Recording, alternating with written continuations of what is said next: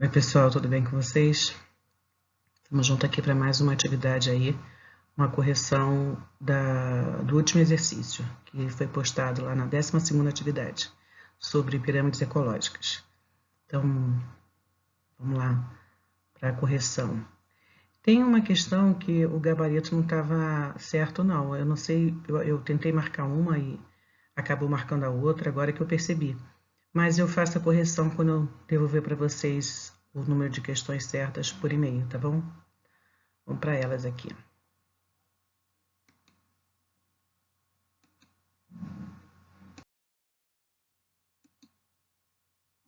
Bom, a primeira questão diz assim: essa é uma pirâmide de energia. Deixa eu colocar a imagem dela aqui. Essa é uma pirâmide de energia. Porque nesse tipo de pirâmide, o tamanho de um nível não pode ser maior que a do nível abaixo dele. O que ele está falando aqui? Ele está falando aqui sobre esses níveis aqui, olha. Os retângulos aí coloridos, né? Então, a gente tem aí o primeiro retângulo, que é o do produtor. Aqui, esse primeiro retângulo aqui é o do produtor. Esse segundo retângulo do consumidor primário, o terceiro retângulo do consumidor secundário e o quarto retângulo do consumidor terciário. Então, ele pergunta, essa é uma pirâmide de energia, por que nesse tipo de pirâmide o tamanho de um nível não pode ser maior que o do nível abaixo dele? Então, por que esse nível aqui não poderia ser maior do que esse nível aqui? Resposta simples, né? O motivo é a energia ao longo da cadeia alimentar vai sempre diminuindo. O fluxo de energia vai sempre diminuindo. Porque uma vez que a energia foi produzida e vai ser repassada, o organismo que está com ela, ele utiliza no próprio metabolismo. Dependendo do organismo, perde calor para o ambiente também. Então, ele não consegue nem consumir toda que foi repassada para ele e nem repassar toda a energia para o nível seguinte. Então, é por isso que o nível superior nunca pode ser maior do que o inferior. Aqui representado na forma dos retângulos, tá? Vamos às opções.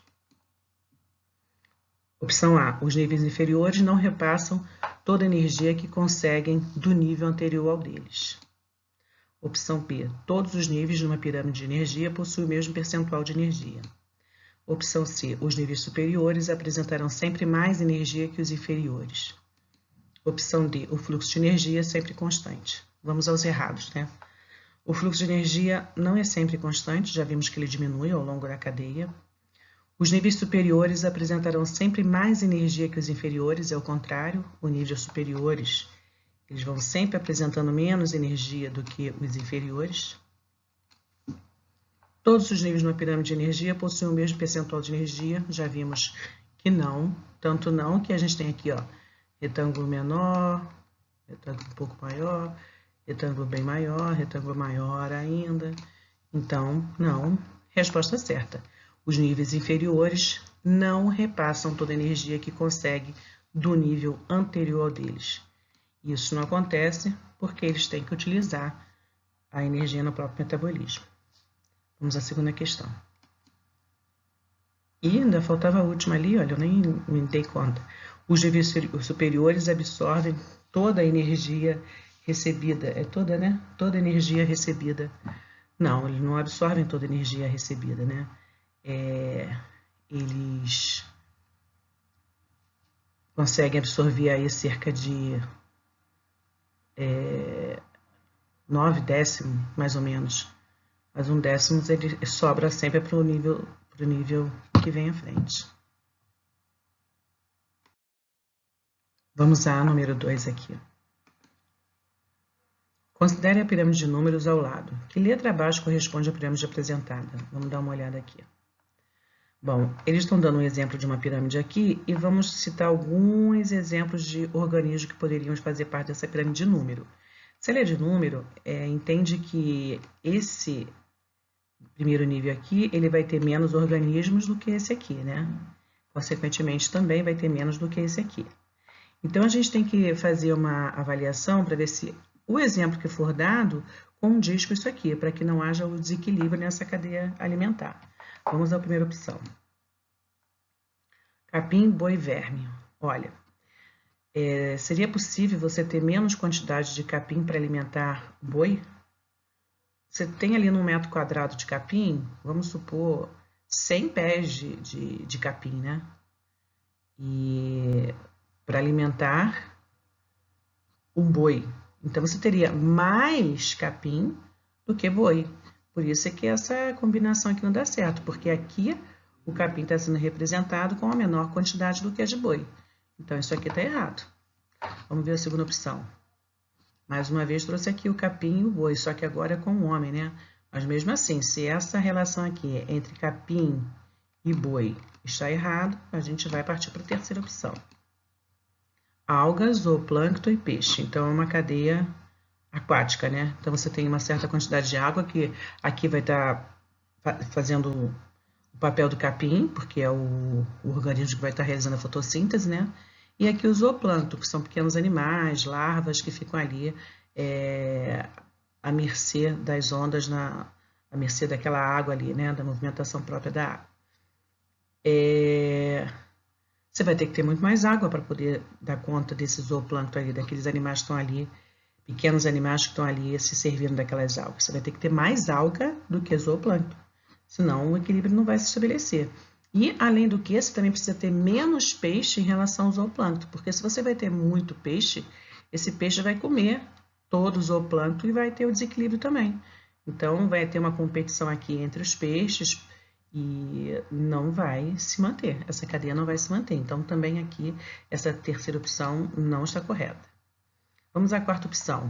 Árvore, tudo bem, a árvore você pode ter uma quantidade menor do que a de preguiça, por exemplo, você poderia ter, deixa eu apagar aqui para a gente ter uma representatividade melhor.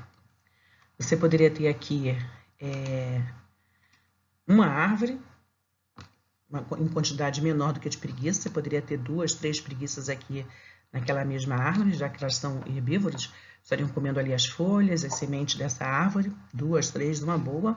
Então, o retângulo teria que ser maior. E sim, o retângulo tem que ser maior de piolhos, porque cada preguiça teria mais do que um piolho. Se tivesse a mesma quantidade, uma preguiça e um piolho já teria que ser igual. Só que não. Quando você tem ali o parasita do tipo piolho, você tem dezenas desse parasita, né? Então, o retângulo teria que ser maior. Essa é a opção correta. Mesmo assim, vamos ver o que diz a árvore, rato e cobra. Bom, você poderia ter uma árvore para sustentar alguns ratos. Você fala, nossa, professora, árvore, o que árvore tem a ver com rato? Esse rato pode ser um rato silvestre. Ele pode se alimentar aí de sementes, de frutos. Não precisa ser necessariamente um rato de esgoto. Então, uma árvore daria para alimentar mais ratos, tá tranquilo. O problema é que você teria mais cobras do que rato. Aí vai causar o desequilíbrio. Se você tiver mais cobra do que rato, vai faltar rato para alimentar essas cobras. Então, vai se estabelecer o desequilíbrio nessa cadeia, não poderia ser representada por essa pirâmide aí. A resposta certa, de fato, é a D. Vamos partir para o número 3. Uma pirâmide alimentar geralmente não tem mais de 5 patamares, devido a...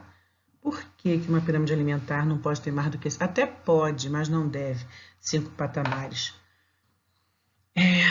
A gente sabe que o que vai acontecendo com o nível de energia, né? O nível de energia ele vai diminuindo. Então, uma pirâmide com mais do que 5 patamares significa que ela vai estar numa condição insustentável, aquela cadeia ali vai estar numa condição insustentável.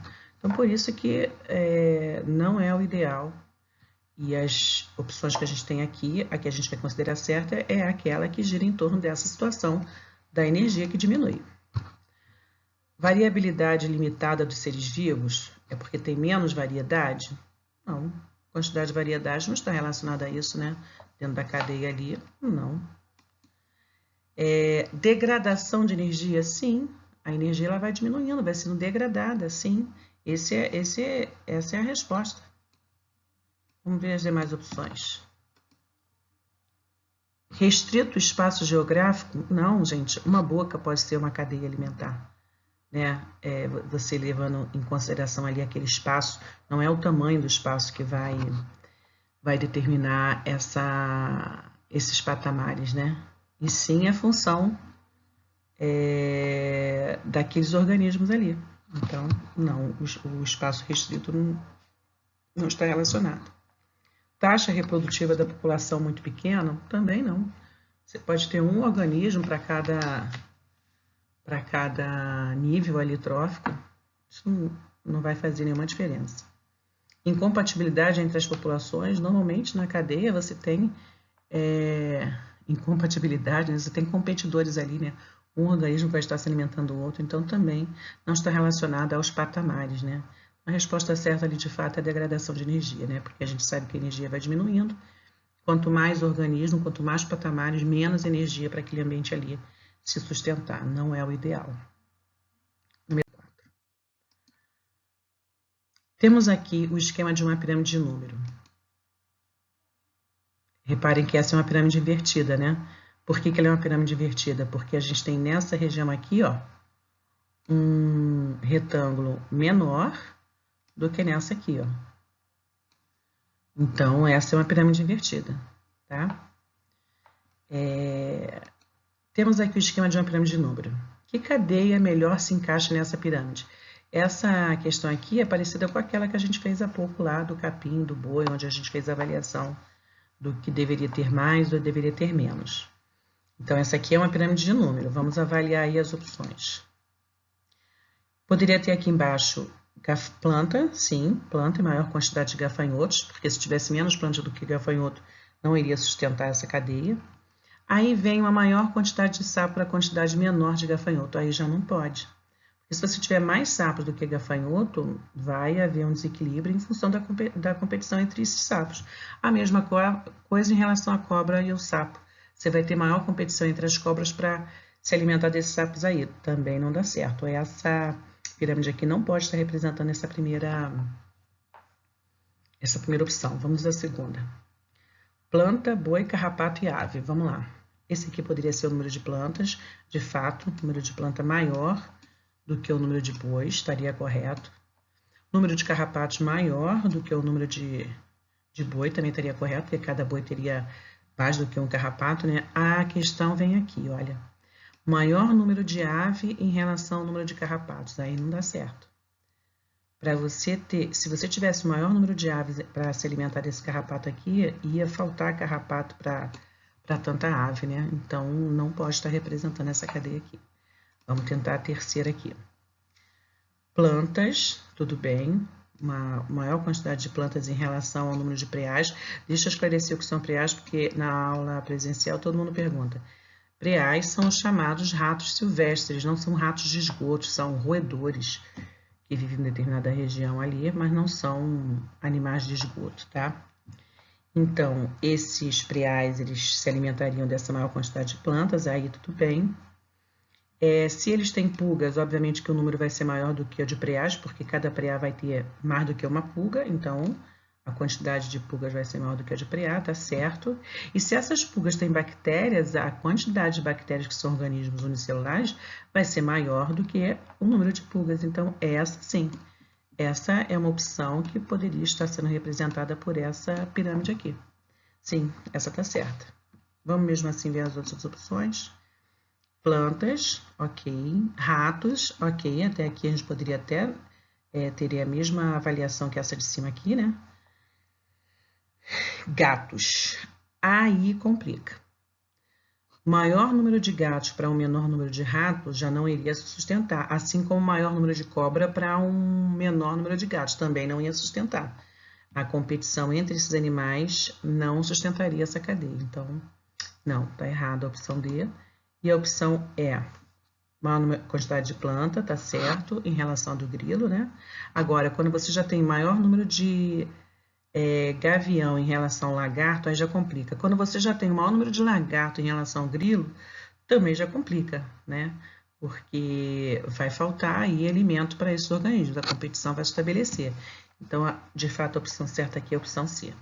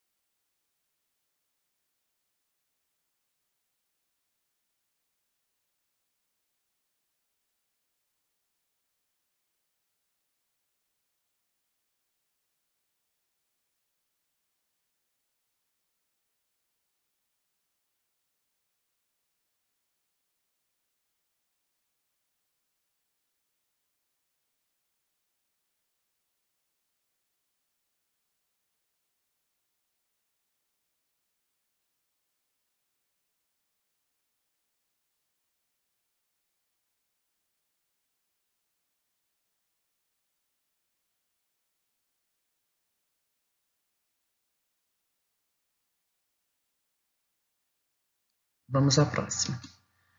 Questão número 6. Considere a cadeia alimentar e as pirâmides que a representam. A pirâmide 1 e 2 representam, respectivamente, vamos lá, as opções. Olha só, de antemão a gente já pode perceber que nessa número 1 aqui a gente tem uma pirâmide invertida. Porque você tem aqui, ó, um retângulo menor e em seguida um retângulo maior. Aí um outro menor e depois o outro menor ainda. Então aqui, nessa primeira aqui, nós já temos uma pirâmide invertida aí. Se essa pirâmide aqui é invertida, a gente já sabe que ela não pode ser uma pirâmide de energia, porque pirâmide de energia nunca pode ser invertida, já que o fluxo de energia sempre vai diminuindo. Então, essa aqui já poderia ser de energia, ó. Ela vai sempre diminuindo, aí tá certo. Você começa com uma certa quantidade de energia, essa energia é consumida e repassada menor, também é consumida aqui e repassa-se menor quantidade, e a mesma coisa acontecendo aqui. Então, essa poderia ser de energia, mas essa aqui jamais. Se essa não pode ser de energia, a gente já vai eliminar aqui, ó, essa primeira opção, essa terceira opção e essa última opção aqui, ó. Essas duas aí não poderia acontecer de jeito nenhum. Essa aqui, como pode ser de energia, então a gente vai ficar aqui como respostas certas ou essa aqui. Só que essa aqui, dependendo do tipo de cadeia, poderia ser também de número, né? Aí isso não elimina por enquanto essa daqui não, ó. Mas, vamos ver ali. Ela poderia ser de número também, então essa aqui ainda está no páreo, tá? No páreo. Isso aqui poderia ser de número pelo exemplo de cadeia que a gente tem aqui, ó. Aqui você teria muitas árvores para alimentar um determinado número de insetos, não importa se ele é menor. Deveria até mesmo ser menor, né? Porque se tivesse muito. E aí você tem um número maior de insetos para poder alimentar esse passo, você tem um número menor de cobras para poder se alimentar desse passo. Tá certo, isso aqui poderia ser de número, mas poderia ser de energia também. Então, por enquanto, a gente está com essas três opções aqui.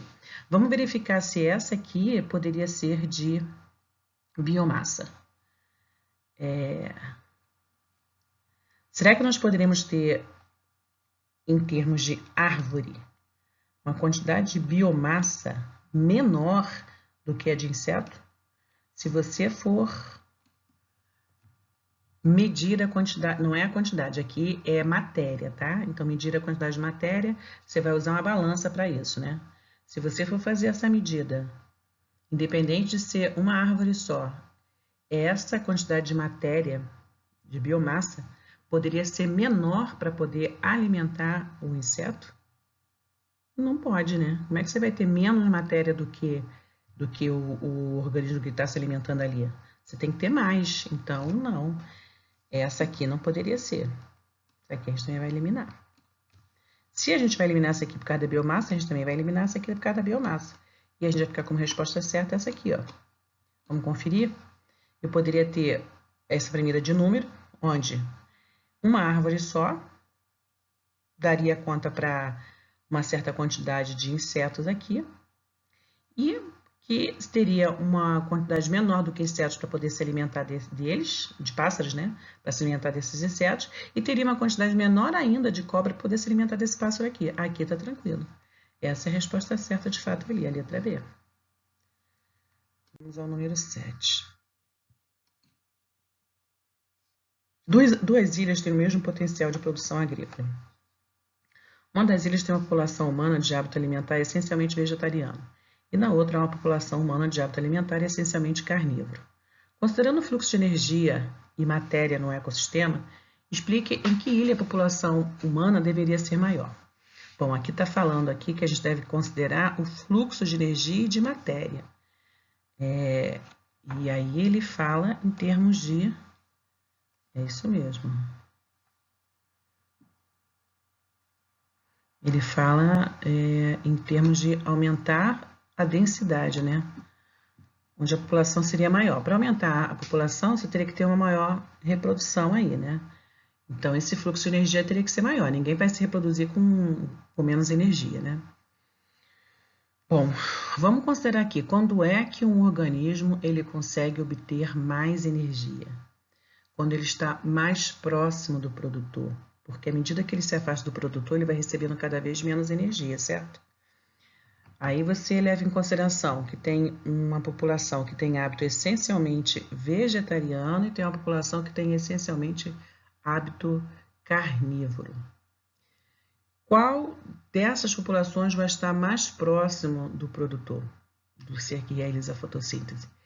É a que tem um hábito vegetariano ou é a que tem um hábito carnívoro? É que tem um hábito vegetariano, certo? Então, as de hábito carnívoro a gente vai desconsiderar. Vamos ver as opções aqui.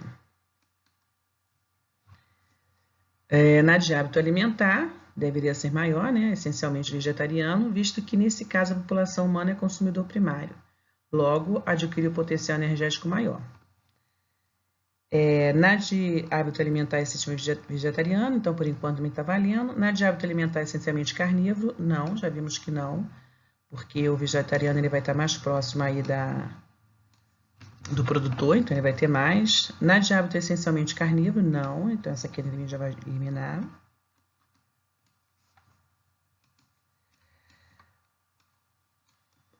Nas duas ilhas, a população humana será de igual tamanho, visto que a disponibilidade de energia não está relacionada ao aumento de diminuição da população. Está sim, então a gente vai desconsiderar essa aqui também. Está sim relacionada. Vamos desconsiderar essa também. Vamos ficar entre essas duas aqui. Explique em que ilha a população humana deverá ser maior. Bom, na de hábito alimentar essencialmente vegetariano, visto que nesse caso a população humana é consumidor primário, logo adquire o potencial energético maior. Se ele se alimenta diretamente em vegetal, ele é um consumidor primário, então não tem nenhum erro nessa afirmativa aqui, ela está certa. Na de hábito alimentar essencialmente vegetariano, visto que nesse caso a população humana é produtora, nenhum organismo do tipo animal pode ser produtor. O produtor é sempre um organismo que realiza fotossíntese. Nós não realizamos fotossíntese, os animais não realizam fotossíntese, então não podem ser produtores. Essa está errada. Resposta certa, de fato, é a opção A. Vamos para a oitava questão.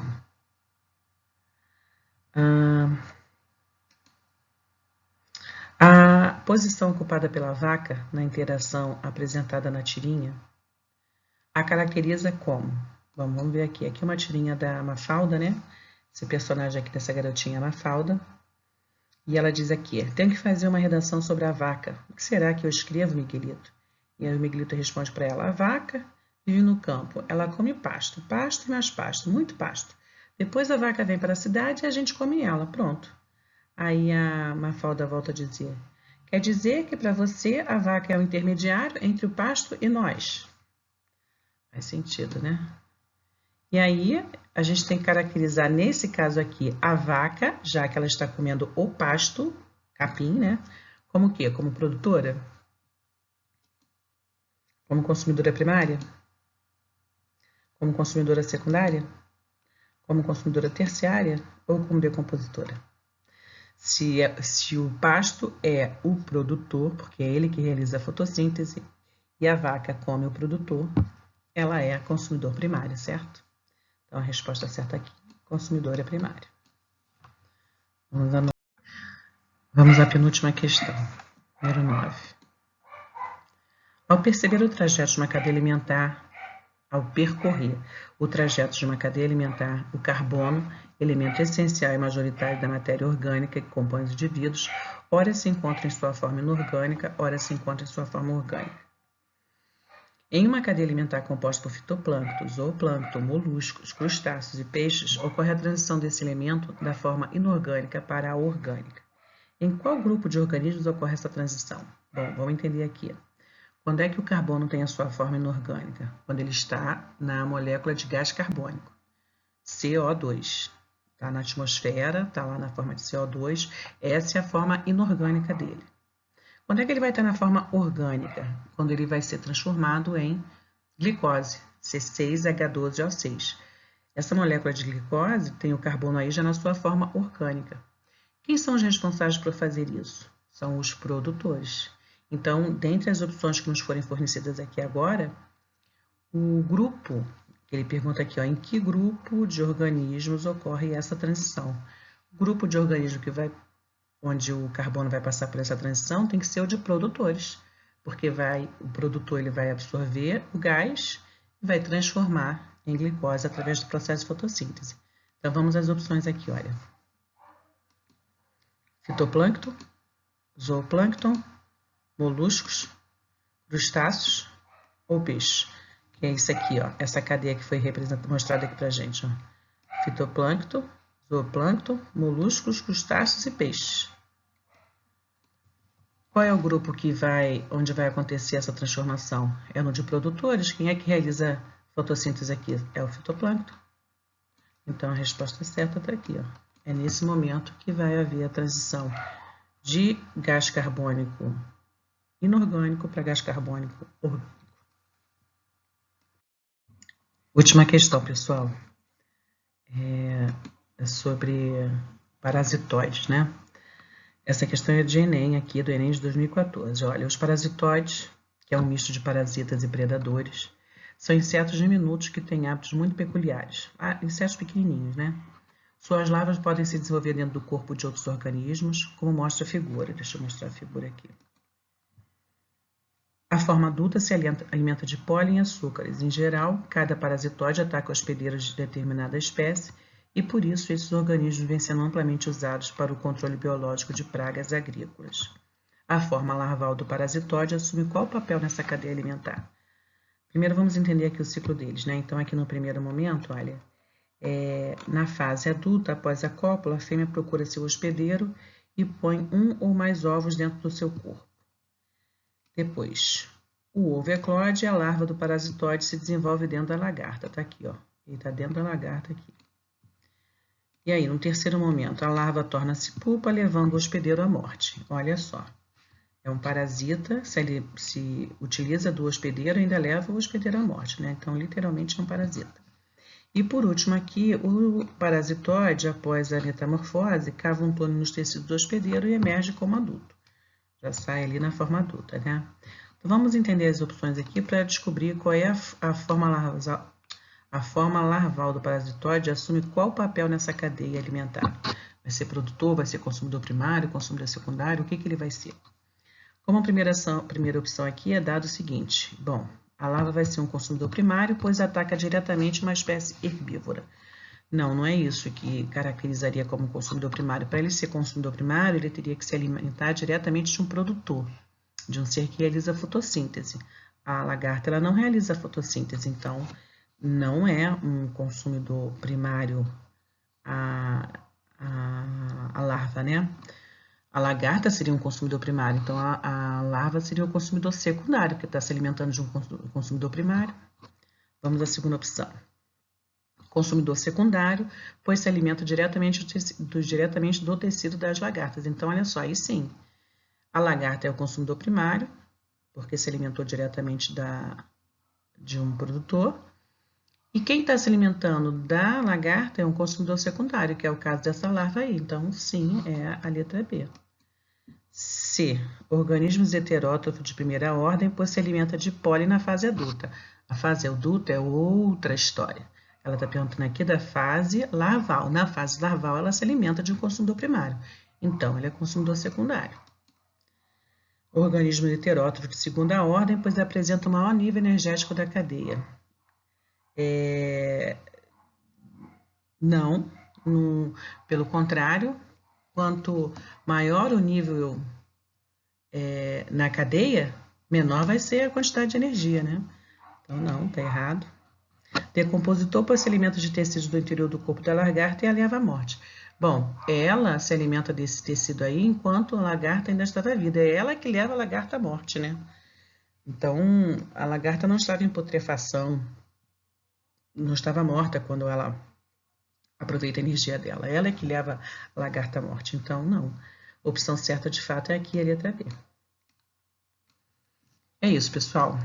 Eu espero que vocês tenham tido aí um desempenho bom. Pelo que eu corrigi, vocês continuam mantendo esse bom desempenho. O primeiro foi um pouco melhor, mas esse aqui também eu peguei um pouquinho mais pesado em algumas questões, né? Foram poucos alunos que não se deram tão bem, que tiveram aí menos do que 5 acertos, né? Como da outra vez também, que teve pouquíssimas pessoas que tiveram o rendimento não foi tão legal. E aí, espero que vocês tenham ido bem. Aguardo vocês para as próximas atividades. Eu devo deixar aqui para vocês hoje um texto falando sobre as relações entre os organismos. Aqui, por exemplo, citamos um exemplo entre parasitas e hospedeiro, né? As relações que existem entre os organismos. Então, é um assunto também interessante sobre ecologia. Gosto de se cobrar em Enem também. Leiam o texto, que aí na próxima aula a gente vai esmiuçar um pouquinho mais esse assunto, tá bom? Fiquem com Deus. Um abração. Tchau, tchau.